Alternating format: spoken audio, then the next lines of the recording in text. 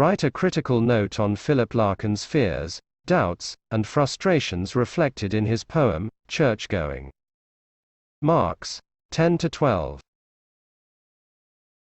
Answer. Written during a time when there was a steep decline in the attendance in churches, Philip Larkin's poem, Church-Going, explores the issue of the church as a spiritual base. All of Larkin's doubts, fears, and frustrations in this context are explored in a single visit to a church. Larkin teases out the issue, using metaphor and pun and other devices to produce a memorable, technically efficient poem. The very opening line poses a challenge to faith. The poet only goes inside the church when he is sure there is nothing going on. He identifies the deterioration of the churches through word choice like brownish, musty, and sprawlings, which give impression of something uncared for. There is a hint that he thinks it like a brewery. He has an awkward reverence, and in fact doesn't stay that long. But he does sign the book, a sign of respect, whilst the donation of an Irish sixpence is worthless. Larkin is ambivalent, unsure of his own religious feelings. He wonders, is he in the church to find solace, or is he only there to have a go at those who have faith? Larkin thus struggles to understand the significance or the importance of churches. Larkin's description of the church as accoutred and frosty is very negative and dismissive. He is, however, humble in one respect. He rides a bicycle and wears old-fashioned clips to stop chain oil sitting onto his clothes.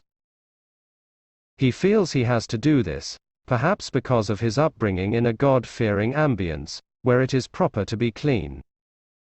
After all, cleanliness is next to godliness, as the saying goes. Stanza 3 begins with, "Yet stop I did," showing the reader an immediate shift in the poet's thinking and attitude.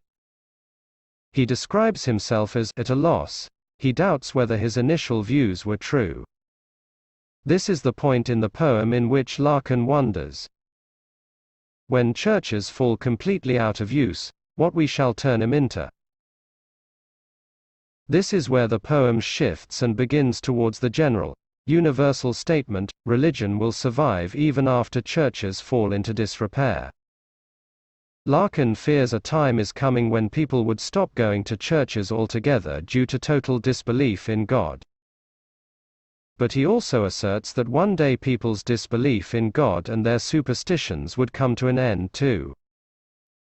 Eventually, some people might still visit the decayed and disused church buildings on account of some inner compulsion to derive some wisdom from the sight of the many graves on the churchyard.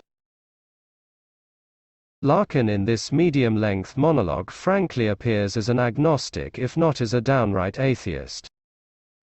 He teases the reader, presenting a rational argument laced with doubt and agnostic cynicism. Acerbic in tone, Larkin is just human enough to acknowledge that a serious house on serious earth it is, suggesting that people will always need a holy space to worship in. Finished. Please subscribe to the channel for more updates of ready-made notes on English literature. Also, please share this channel to any student pursuing a degree in English literature.